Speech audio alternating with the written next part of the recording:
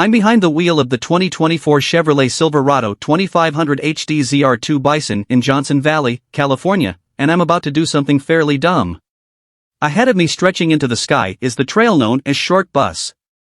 Part of the infamous King of the Hammers racecourse, the incline approaches 30 degrees and it's littered with rocks embedded into the ground, ready to shred a tire at the slightest provocation. I shift into four-wheel drive low, lock the rear differential, and start crawling. My tester has 975 pound-feet of torque thanks to the Duramax Turbo Diesel 6.6-liter V8, and I'm using all of it to get this 8,500 pound beast up the hill. I'm seeing nothing but sky as we climb, so I keep my eye on the view from the forward-facing camera. The 35-inch Goodyear Wrangler tires are aired down to 23 psi and they bring this nearly 21-foot-long behemoth to the top with hardly a wheel spin. Victory is mine. Heavy-duty trucks aren't necessarily known for their off-roading ability, but Chevy wants to turn the tide by putting the ZR2 treatment on its biggest workhorse, with the option of going even further with the Bison package. While the Silverado HD ZR2 models are only offered with a crew cab and a standard bed, buyers get a choice of the aforementioned diesel or a 6.6-liter gas counterpart with 401 horsepower and 464 pound-feet of torque. Regardless of engine option, the ZR2 and the ZR2 Bison add the excellent Multimatic DSSV spool valve shocks. Blather on all you want about suspensions from Fox or Bill Stein, the Multimatics are the best riding shocks out there. They don't turn the HD into a go-fast machine, there isn't enough will travel for that, but they keep the ride compliant in the whoops with no heavy impacts at either full compression or rebound.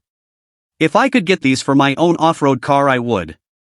Check the ZR2 box, and Chevy also adds a rear e-locker and an off-road driving mode to keep the stability nannies at bay when the road turns rough. The whole truck is lifted 1.5 inches for over 11.6 inches of ground clearance. The heavy-duty ZR2 also sports an impressive approach angle of 32.5 degrees, breakover angle of 21.2 degrees, and departure angle of 25.7 degrees. The ground clearance and breakover angle get a scotch better when equipped with the Bison package, too. However, the approach angle in the Bison is reduced to 29.8 degrees thanks to the AEV winch-ready steel front bumper with recovery points. It's a bummer to lose a smidge of capability, but the steel bumpers, there is one in the rear as well, are clutch when it comes to navigating the rocks. The final keys are skid plates under the engine and transfer case, as well as ZR2 specific upper and lower front control arms and steering knuckles. As I'm about to find out, those are incredibly important. But first, let's talk truck stuff. I love a good rocky trail as much as the next gal, but a heavy-duty truck needs to work before it can play. Chevrolet sets me loose with a 30-foot trailer that tips the scales at 11,000 pounds. I usually tow much shorter, lighter loads, so I'm a bit nervous, but the rig has all the cameras in the world to help out. Between the cameras on the hitch and those dedicated to driving views, there are 14 different feeds I can access on the HD. However, it's the rear side view that I find most helpful. This turn signal activated feed shows up on the 13.4-inch center touchscreen, so I can see not only if anyone is in my blind spot but if I'm going to cut the curb on my turn. The HD also has the cool transparent trailer camera option, but it's not hooked up on my tester. This allows drivers to see what's directly behind their trailer, eliminating any what-if worries when reversing. My test loop is short, but I get the gist. In this spec, the diesel has a conventional tow rating of 18,500 pounds, the gasser sits just a bit lower at 16,000 pounds. I'm well within the bounds here, and the truck pulls the load easily, the 10-speed Allison transmission shifting smoothly and helping accelerate to highway speeds quickly enough. I don't have the occasion to panic stop, but the brakes feel firm and confident under my right foot. Back on the dirt, the Chevrolet engineers ask if I want to see the truck tackle some really hairy terrain. We head out to the backside of a trail known as Chocolate Thunder. I can't make these names up, people, and look down.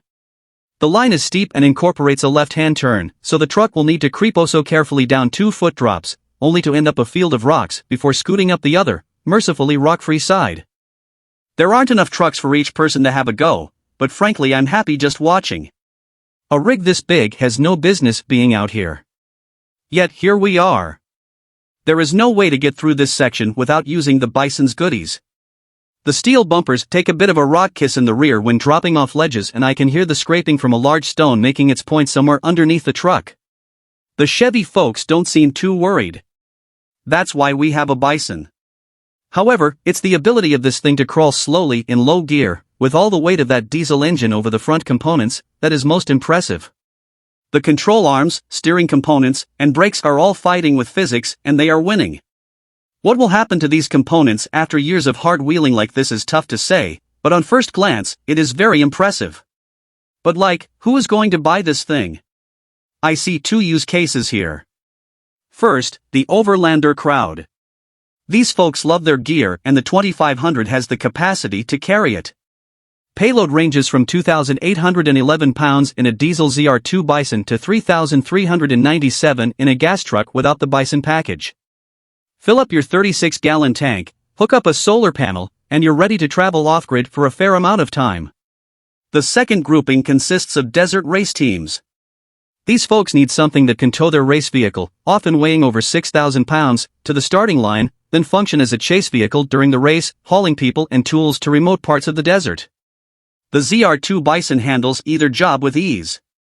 The 2024 Chevrolet Silverado 2500HD starts at $45,995, but the ZR2 trim pushes the price to $72,595 for the gas engine or $82,085 for the diesel, including a $1,995 destination charge. The Bison package adds another $9,000 or so, and when all is said and done, my tester for the day sat at $95,500. If you're in the market for a full-size, off-road truck, you can also look at the Ford F-250 with the Tremor package. This adds 35-inch tires and a rock crawl mode, but you won't get the steel bumpers or the same number of skid plates. The Ram Rebel Heavy Duty rides well on pavement thanks to its coilover 5-link suspension in the rear, but tire size is down 2 inches to the ZR2 Bison.